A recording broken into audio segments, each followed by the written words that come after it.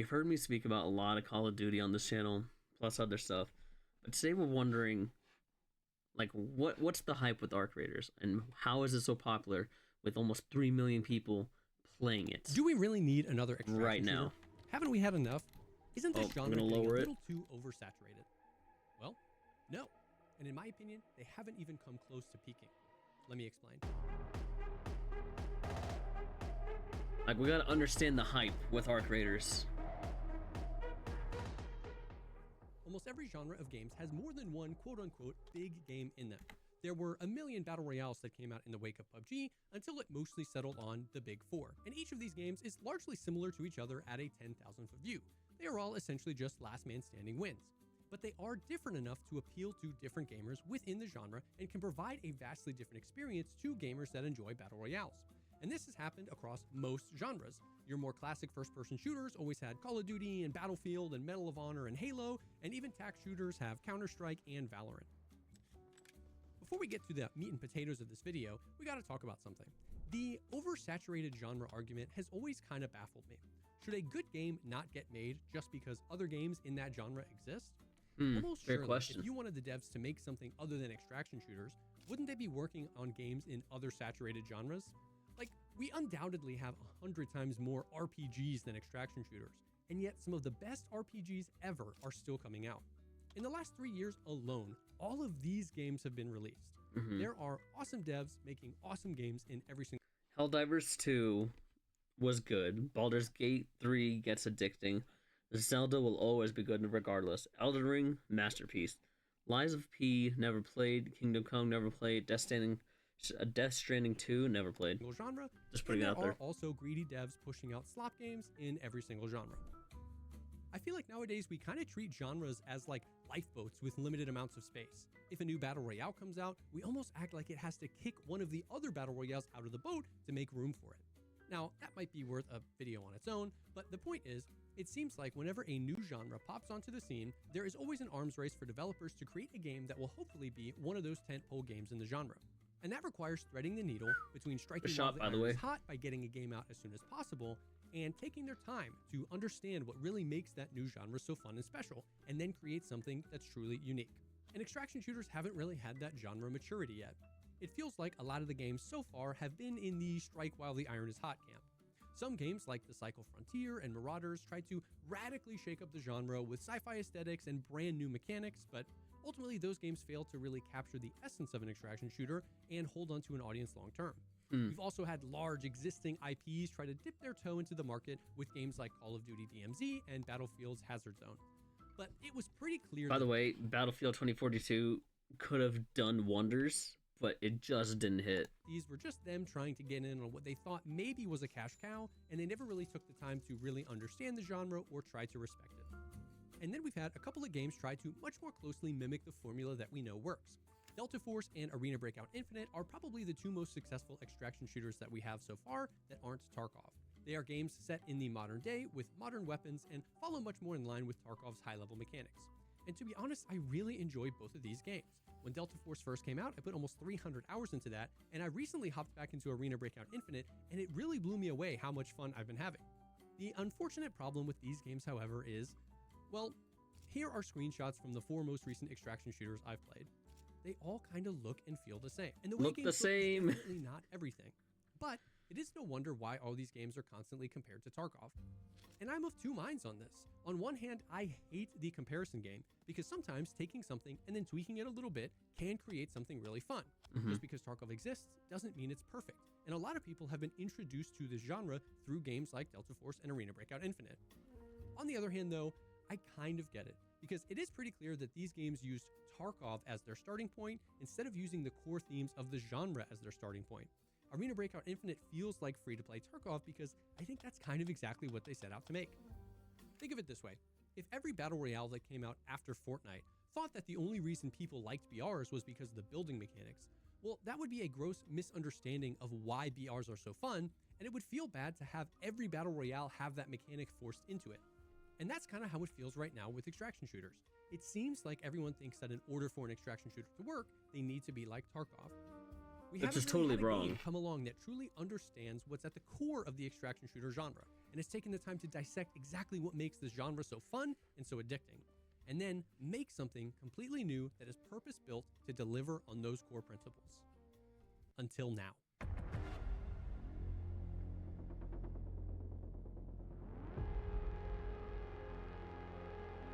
I will say before he continues this, or before this like entrance of Arc Raiders goes, is that no one has been addicted to a video game in this long with this many man hours on a game since Fortnite, Prime Fortnite, and Prime Warzone.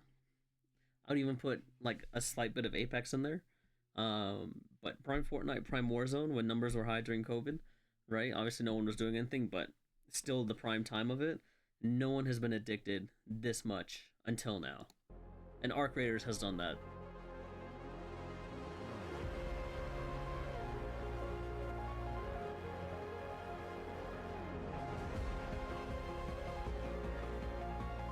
This edit is really well done too.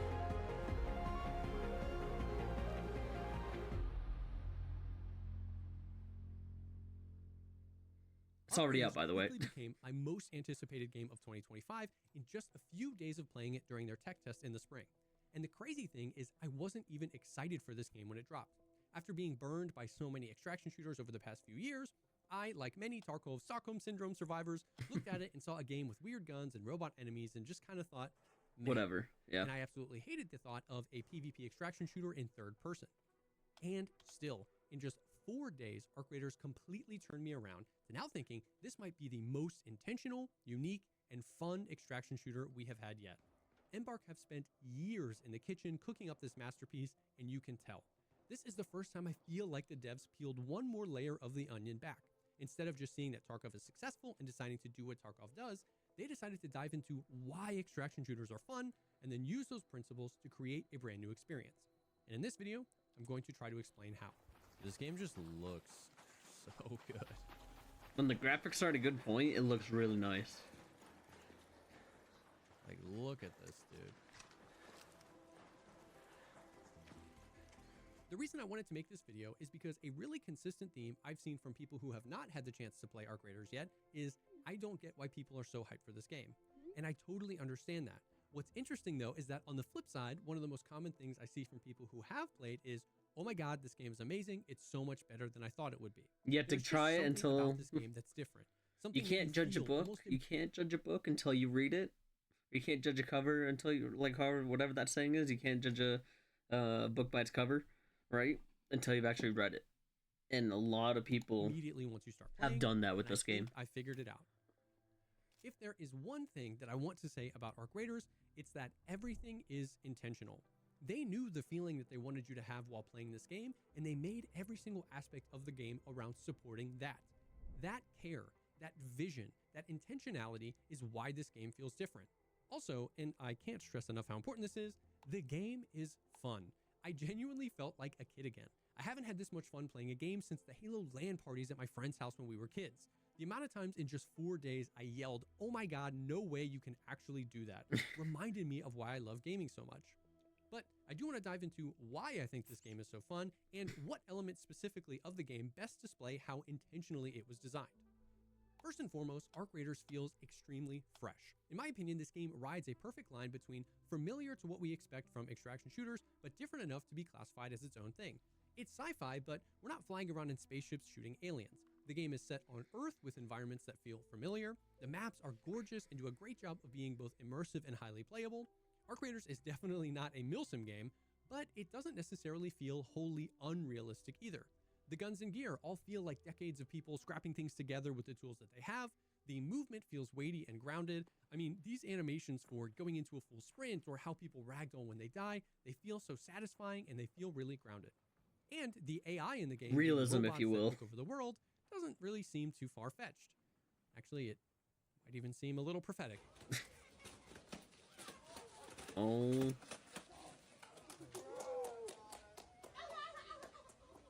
And one of my favorite things about this game is how it essentially just throws a bunch of tools at you and says, hey, you figure out how you want to play this game.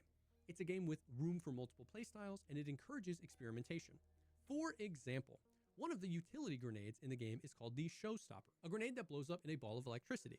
I hadn't really seen a use for it since my main focus was PvP, and I thought it would be pretty situational in that context.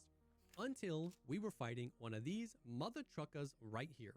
If you haven't played Arc Raiders yet, then you don't understand how much one of these little spawns of Satan can ruin your life. Yeah, they're a pain in the ass. HP and rockets that deal an insane amount of damage. Once this guy sets his sights on you, you have a problem. So, with a decent understanding of how the movement works in this game, and during a fight with one of these bad boys, while still looking for a use for the showstopper grenade, this happened. Yeah. We got 2 showstoppers.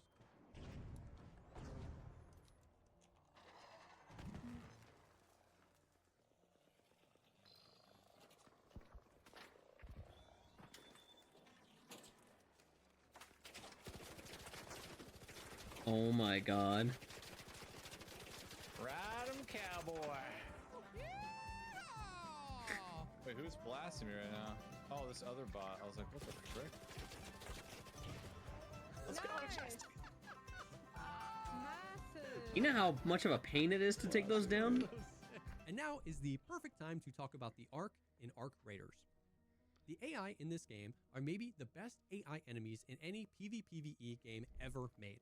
By making the AI robots instead of other humans, it opens up endless possibilities to create the experience that you want and solves a host of problems that other games face.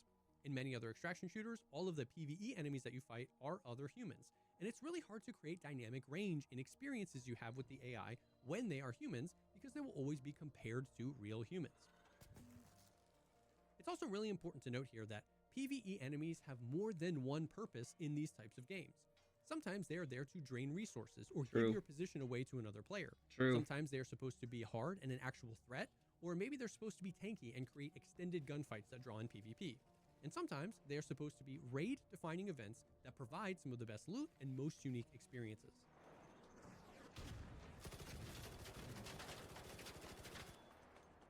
This is all extremely hard to do with human AI. If the AI feels too basic, people will complain that the human seems stupid. If they're too tanky, it feels super weird to shoot a guy in the head 10 times without him dying.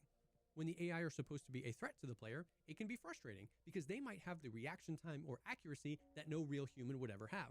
And on top of all that, as the player, it can be sometimes hard to tell what experience any given AI is supposed to be providing because they all look so similar. It's the Arc bugs. Raiders completely avoids all of these problems by making the AI in the game robots. Each and every one of the Ark was purpose-built to create a very specific experience, and since they are all distinct sizes and shapes, the player intuitively learns them as they play the game. Snitches are there to alert other Ark of your presence. Hornets and Wasps are there to poke and pester you and often require you to give away your position to destroy them. Ticks and Robots are there to provide PvE encounters indoors. Rocketeers, Bison, and Bastions are basically boss fights that take a lot of time or specialized equipment to deal with. And the Queen is essentially a raid boss that might take a group of people an entire raid to defeat. By the way, this thing is annoying. This isn't too bad. This is annoying, annoying, annoying. Oh my god. Oh my god. Oh my god. Lord help me. And they are just My made experience. so goddamn well. They interact with the world around them exactly how you think they should. And this actually brings up a really I've interesting played the game for only a little bit, so you know my experience is still point in the new. conversation around realism. Let me ask you something. What is more realistic?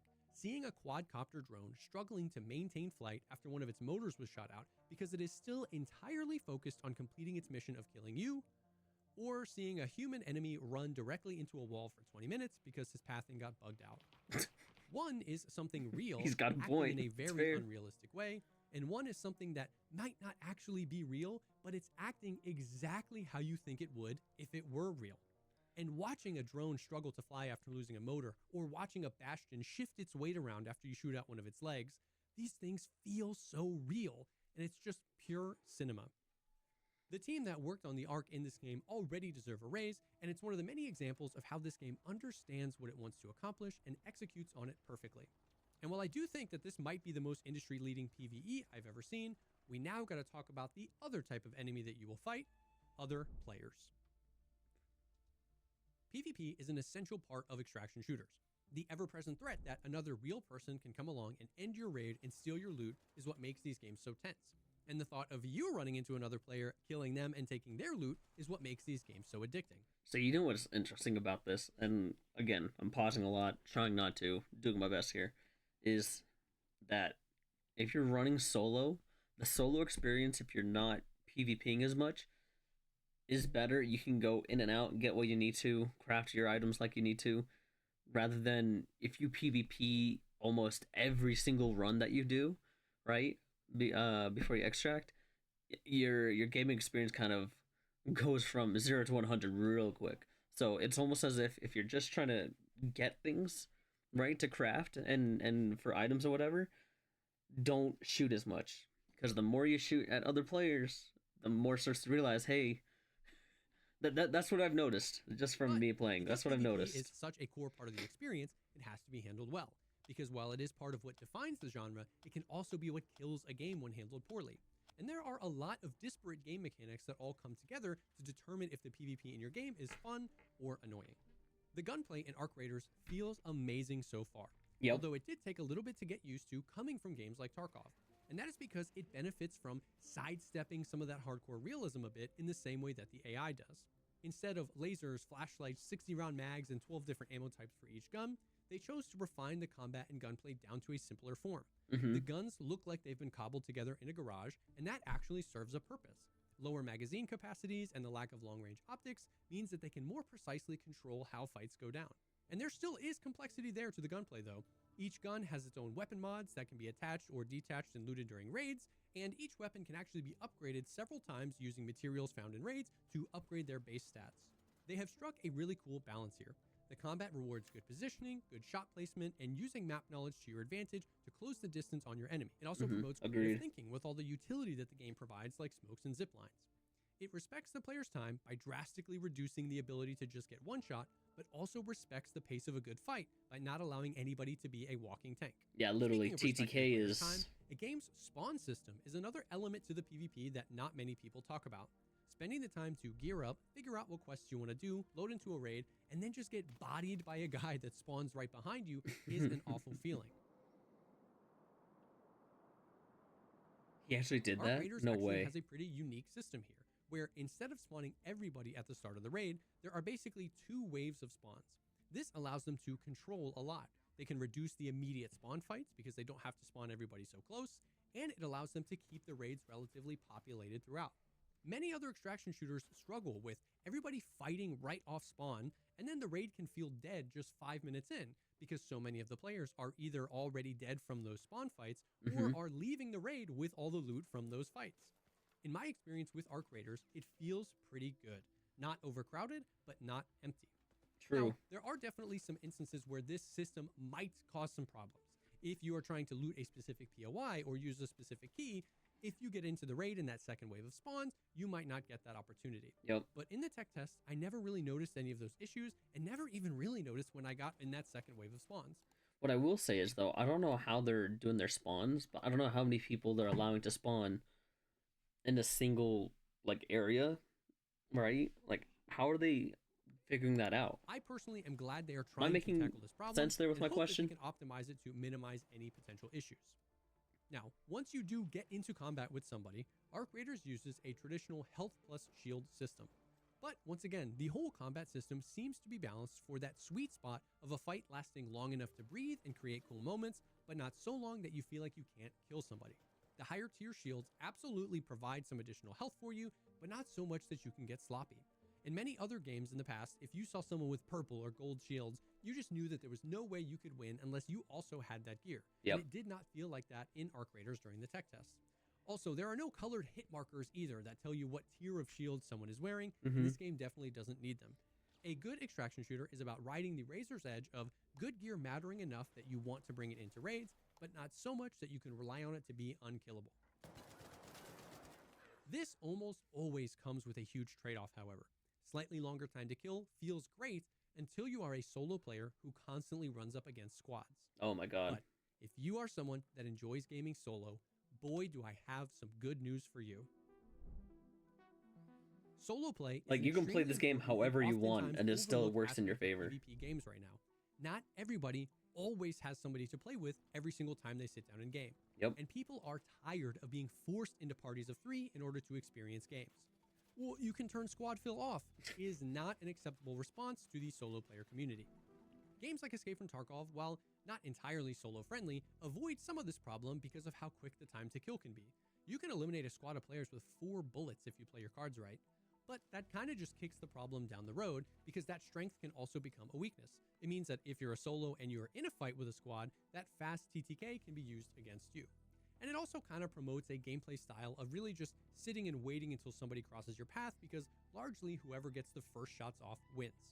Other games have gone the entire opposite direction with full-on solo queues, but that inevitably fragments the player base a little bit and removes some of the tension that extraction shooters are known for.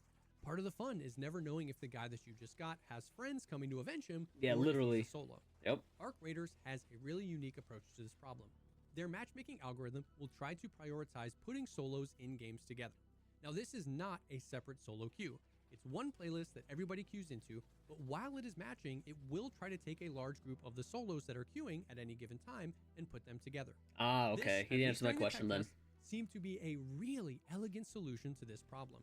It's not a complete guarantee that the raider you hear is for sure solo, so you have to be on guard. Yeah, and you still have to be play aware, but carefully. yeah, at least the But it question's answered. dramatically reduces the frequency of you getting completely slammed by squads raid after raid after raid.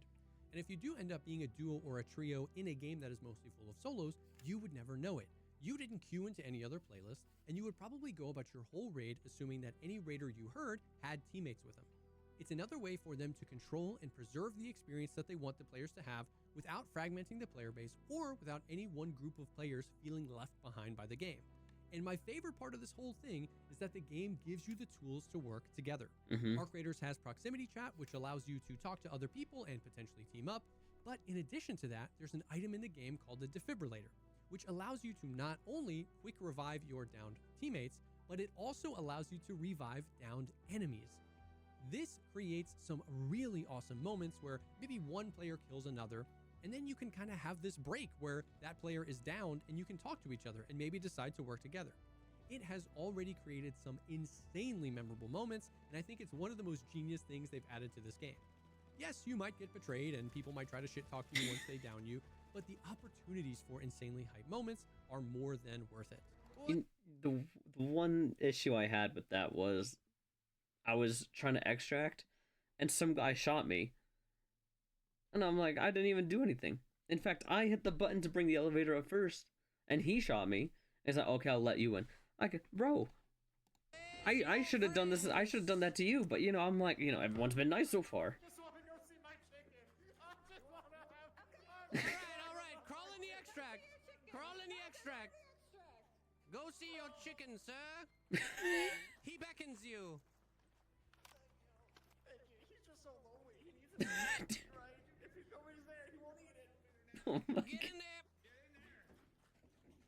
All right. Be on ye merry way. All right, good job, guys. I'm proud of you. You can Look see at our your chicken. teammate dies. All right, don't get greedy. Yeah, and just never forget what happened. Never forget. Never forget. Tell your friends about us.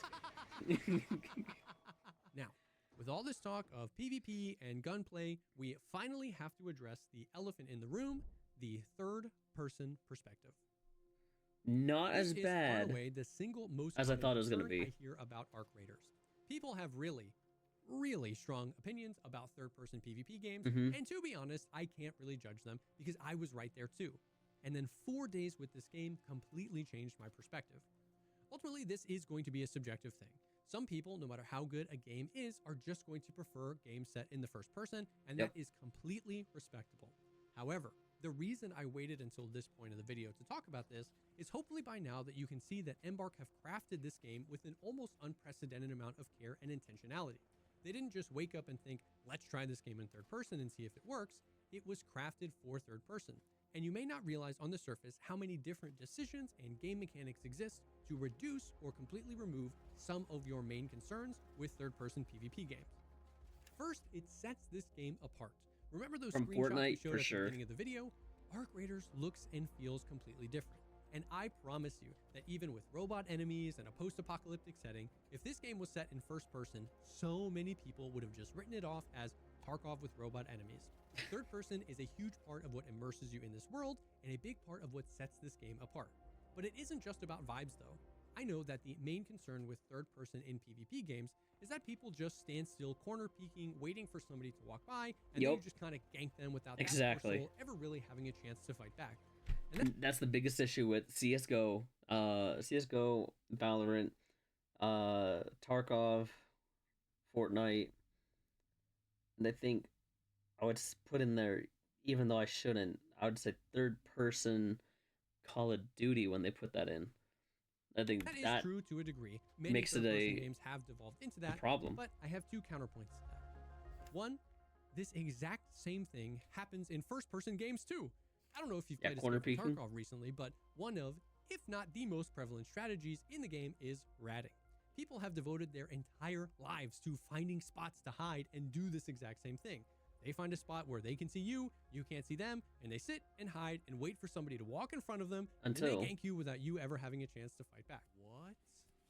A little goddamn gremlin, brother. I was gonna And say my something second else. and more important counterpoint is that almost every single game mechanic that we've talked about so far has kept this third-person problem in mind. The fact that many of the Ark are drones means that since they are so high up in the sky, they can and will spot players that are hiding around corners and start to attack them, Yep. which lets you know of their position and it forces them to move. The time to kill is balanced in a way that even if somebody does get the drop on you, you almost always have the ability to fight back. There are also so many utility items in the game that can help you flush out players, draw AI towards enemy players, or provide ways for you to move and traverse the map to avoid these players. You do have to play third-person games differently for sure. You can't just hold corners and stand out in hallways, and that is something to remember. It's just part of the skill ceiling of this type of game. And it's also important to remember that you also have that same ability to third-person peek corners as well. Similar to how the meta in a lot of first-person shooter games is just jiggle peeking corners for information, you just have to apply that same skill to third-person peeking corners to make sure that nobody is there. It's pretty much the same thing. But like I said, I totally understand that this is subjective, and I'm not trying to convince you that you need to love this game because it's in third person, but I do think that a lot of people have had bad experiences with other third-person games and might not realize how fully fleshed out the experience in Outriders is. Yeah. If you are on Definitely. the fence about this game strictly because of third person, I highly encourage you to try the game out if you ever get the opportunity. It's looking at me. Got him. Oh, Fool got let's him. go, dude. Damn, bro. I hope by now you are seeing a trend here, and I'm gonna say it again. The best part about this game is just the fact that everything feels so intentional. They know the game they want to make. Yeah, they there's know a the feeling reason they for want what you're players to doing. have, and they make sure that everything supports that. And all this is just the tip of the iceberg. I could literally talk about this stuff for hours, but I need the mighty YouTube algorithm to love me, so we are gonna go lightning round for the rest of this.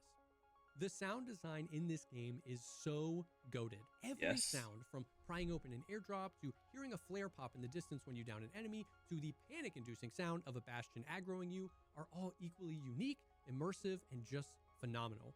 And it's not just all set dressing. So many games nowadays have great sound design, but it ends up just being audio vomit. There's 14 different audio sources all playing at the same time, and you can't hear what you want to hear. Ark Raiders hit the nail on the head, where the sound in the game is good enough to be noticed, but it doesn't get in your way. It can be a genuine skill check to hear something in the distance and know how to interpret it and react accordingly.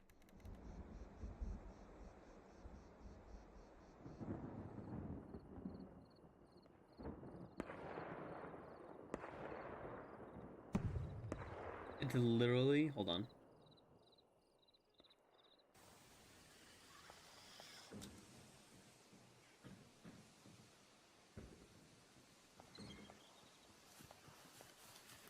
It's like you're sitting in a movie theater.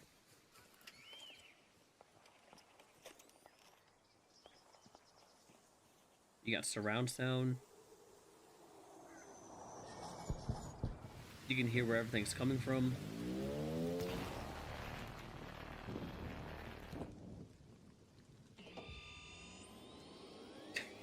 As with all extraction shooters, an important part of the experience is, well, extracting. And Ark Raiders put their own flair on this too. The main extraction points are these bunker entrances that require you to hit a terminal, wait a few seconds for it to open, then hit another terminal, and wait for it to close. Now this creates a very distinct audio cue and often visual cue as well, so you gotta stay frosty once you get to the extract. But what's cool about these is that when those gates close, whoever is in there is extracting. And I mean anyone.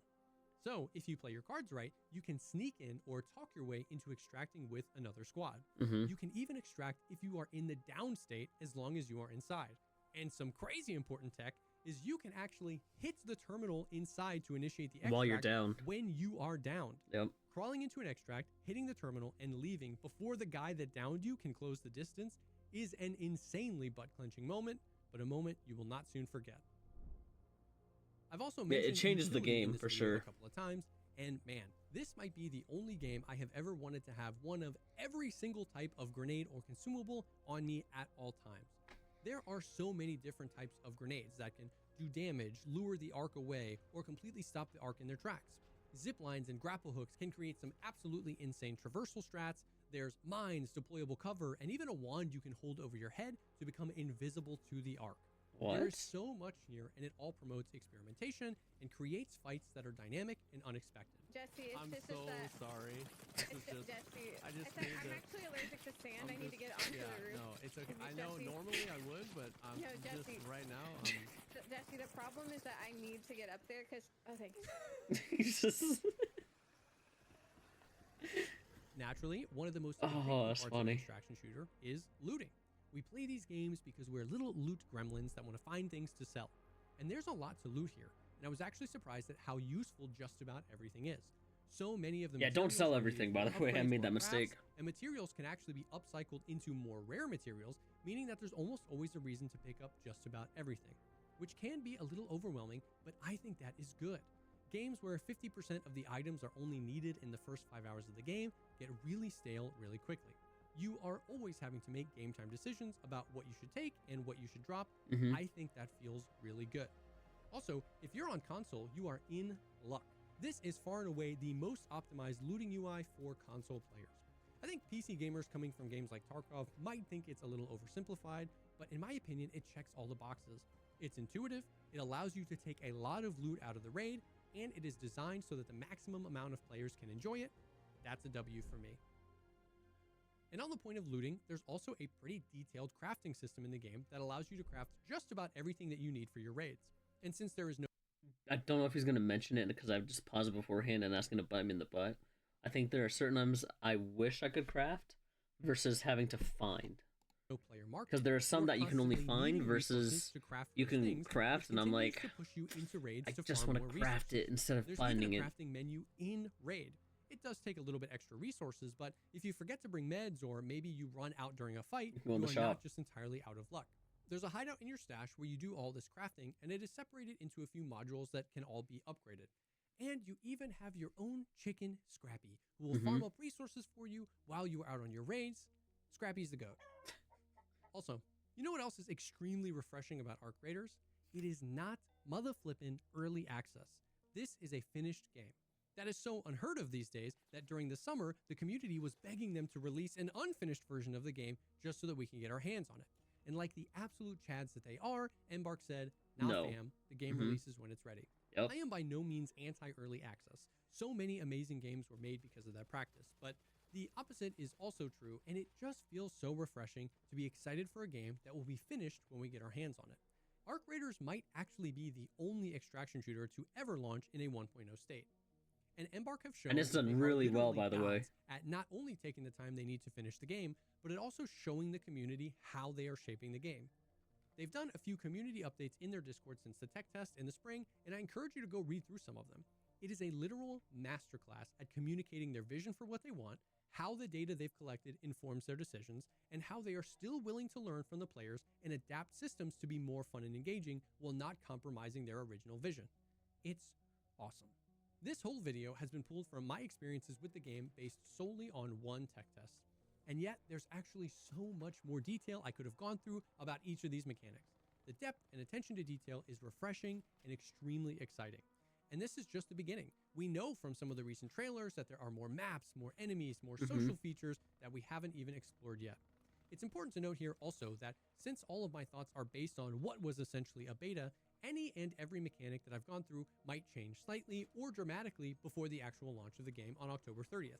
Pretty sure After some what of it I've had played changed. So far and seen from them, I have full trust that Embark will land this plane. but I definitely do still have some questions.